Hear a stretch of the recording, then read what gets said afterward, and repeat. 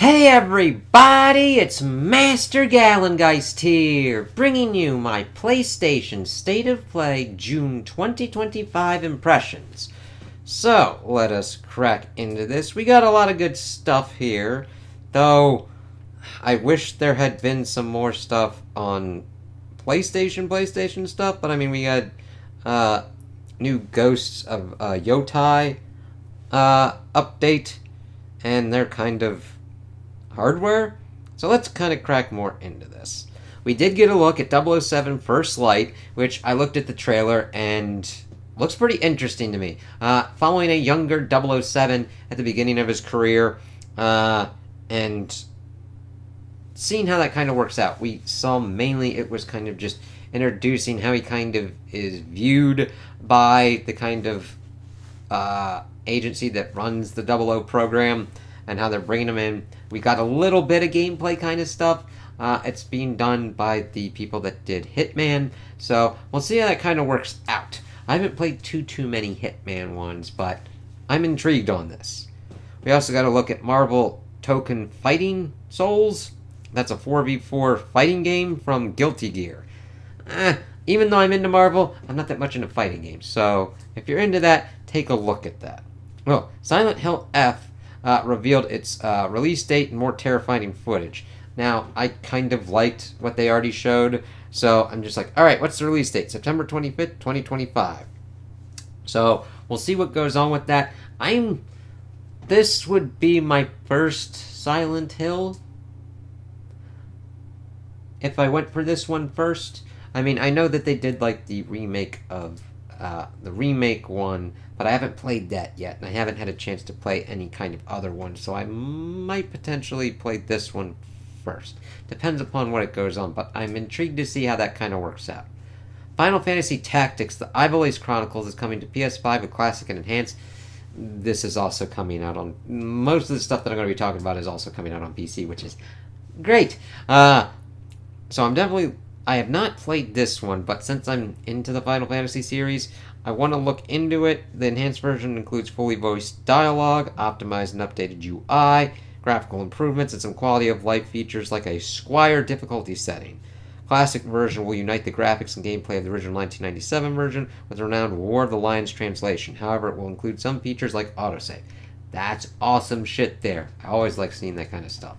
Now, I'm not that really well versed with how different Final Fantasy Tactics is to Final Fantasy, but I'm good. Normally, I gravitate more towards the turn-based ones. I'm cool with the action ones too, but we'll see how this one works out. Neo 3 is revealed, and a demo you can play. That's pretty cool, so check that out if you're into Neo. I'm not really into, like, I've played Souls-like kind of games, but I'm really not into them. And then we got more of an update for Metal Gear Solid Metal Gear Solid Delta Snake Eater, and also shows off more Ape Escape. Interesting. Ghost of Yotei is getting a special state of play in July. Okay, so that's just mainly teasing that you're going to get more information later. So, and that's set to debut. So we get the July state of play, and the sequel will be out October 2nd. So keep your eyes out on that. We'll see how that works on PlayStation and PC. I did like Ghost of Tsushima, so I'm definitely keeping an eye on that. Astrobot to get 5 new Vicious Void Galaxy levels and special bots in July. Okay. If you're into that game, cool. Hopefully that works out for you. Luminous Arise, announced for PS5 and VR, will be released in fall of 2025. Being developed by Tetris Effect developer Tetsuya Mizuguchi, and there will be a free single-player multiplayer demo later this summer. Yay, thank you for bringing back demos. Demos are helpful for all involved. Ooh, this one. I saw this trailer. Pragmata reemerges with a gameplay trailer and release window of 2026. Of course, showing footage of Hugh protecting a little girl named Diana, and a ton of stylish action according to what this is saying. But I would definitely recommend you check out the trailer. It definitely has, Dead Space kind of movement kind of at least for the Hugh character. But we see that like robots are going kind of like gnarly doodah, and you're working together with Diana, who is a robot as well, and she's able to hack into certain kind of things. So she's going to be kind of like your powers ability kind of thing, while you do the shooty, and it actually looks pretty good. The shooting and handling looks decent if it's an accurate representation of it. Always have to have that caveat, but at least looked like you had somebody controlling the motherfucker. And the cutscenes look pretty good too. The graphics are amazing looking. But I'm intrigued to see how the dynamic goes between these two characters and what kind of things will be going on with the stories. That pulled me in. I'm like, oh, okay, well, let's see how this goes. So hopefully Capcom can do it. Thief is back as a VR game. Okay. Haven't really done much with Thief or those kind of sneaking ones, and haven't really done much with VR. So if you're into VR, try and check that out. Grasshopper manufactures Romeo is a Dead Man is bringing wild action to PS5 in 2026. Let's see. Super bloody action, crazy twists, and turns to blow players' minds and a whole mess of kind of stereotypical gimmicks. The game stars Romeo Stargazer, and he is stuck between life and death. He's working as an FBI space-time special agent Deadman, must hunt space-time's most wanted fugitives through multiple universes. Sorry, somebody did a misspelling there. Huh, that's definitely interesting. I'm going to have to check that out and see what goes on with that on PC. Mortal Kombat Legacy Collection fights its way to PS5 and PS4 later this year. Oh, sweet! We have an incredibly detailed look at the history of the beloved fighting franchise. I'm not that much into fighting, but I respect the Mortal Kombat series. Alright, Mortal Kombat 2, 3, Ultimate Mortal Kombat 3, 4, Combat Advance, Mortal Kombat Deadly Alliance, and Mortal Kombat Tournament Edition. Very cool. PlayStation also announces, Jesus Christ, what is going on with the misspelling stuff here? Project Defiant, the first wireless fight stick designed by Sony for PS5 and PC. Yay, working on both PS5 and PC. I have to see how that works out, especially with the latency and everything. It also has a wired connection as well. Ninja Gaiden Ragebound has a July 2025 release date for PS5 and PS4. Ooh, yay! I'd been keeping an eye on that, so it's really nice to get a kind of better look at this. Oh, this one. I'd heard about this one too. Bloodstained, the Scarlet Engagement revealed for PS5. That's also on PC and Xbox. I saw the trailer for this, and I'm like, ooh, this looks interesting for the Bloodstained universe. It's a new 2.5D side-scrolling action RPG headed, and we already know that. The story is set in the 16th century, where the ethereal castle and its demonic inhabitants have been terrorizing the land and laying waste to all who defy their dark power. Manny's last hope is Leonard, a young Black Wolf's apprentice, and Alexander, a knight in the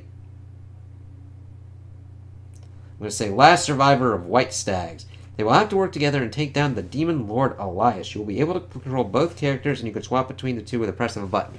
I would recommend checking out that trailer, especially if you're into Bloodstained and into kind of Metroidvanias. It looks pretty interesting, and I'm like, okay, controls and everything look pretty awesome. Setting, and it just looks well done, so we'll see how this goes on. That one's definitely on the list. Tides of Tomorrow is a new kind of multiplayer game where choices impact others' journeys? February 24th of 2026. Reimagine multiplayer storytelling by letting your choices impact other players' journeys. Post-apocalyptic ocean world, get to follow another player who has played before you. Choices also matter. For example, if another player stole something valuable from an important NPC, that character might now hate all Tidewalkers, forcing you to sneak around instead of being welcomed. That could become very problematic. I have to watch out for that. Sword of the Sea gets an August 2025 release date and a spot in the PlayStation Plus game catalog. Cool. Abzu and the Pathless developer Giant Squid reveal more about Sword of the Sea, which will be released August 19, 2025, and be available in the PlayStation Plus catalog. Atmospheric surfing adventure sees you riding aboard an ancient and powerful hover sword and trying to bring life back to a barren world. Okay, doesn't sound like my kind of game, but if it is for you, check that out. Sea of Remnants is an infinite voyage between death and rebirth. Okay. It's described as an ocean adventure RPG simulation survival building turn-based strategy game. The Joker Studios described it as an infinite. This is an infinite voyage looping between death and rebirth, the journey where we row forward tirelessly, only to return to where it all began. Take on the role of an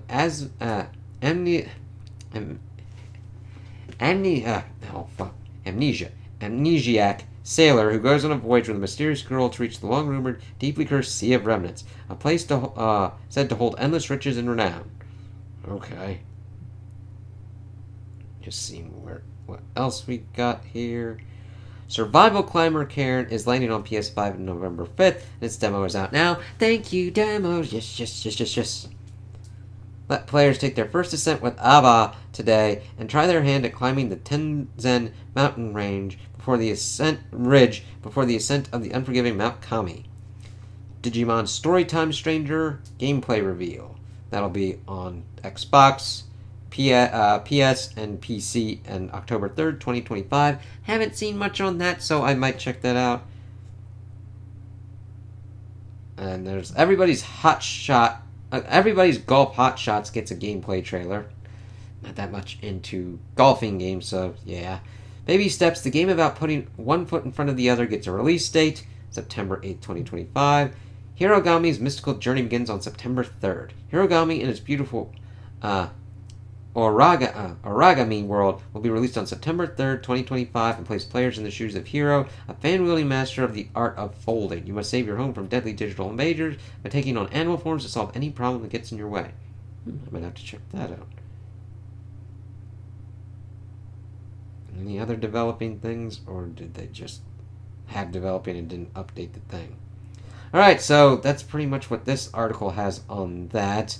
I'm definitely interested in the 007, the Bloodstained, Final Fantasy Tactics, and Pragmata, and Ghost of Yotei. So, we'll see how that stuff kind of works out. I'm glad that they had a lot of different kind of things, but Ghost of Yotei was the only kind of main PlayStation one. Like, say what you will, I'm glad that we're kind of moving beyond exclusives, but it then kind of stymies what gets you kind of hyped for certain kind of ones.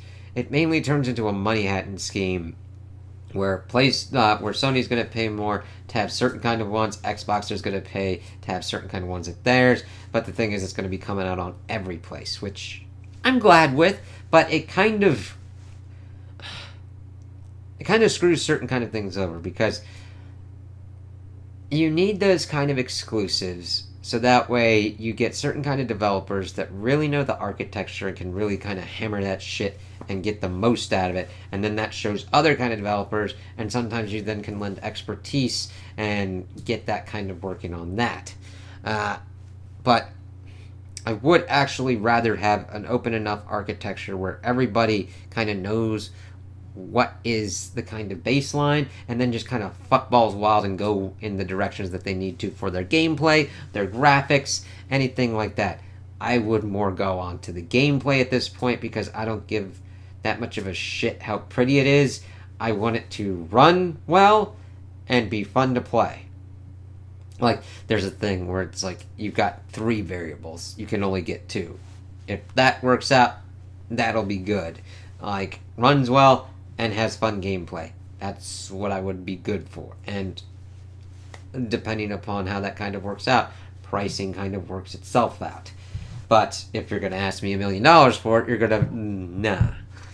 But I think this was a pretty good one, because it had a nice kind of mix in there for a lot of different kind of gamers.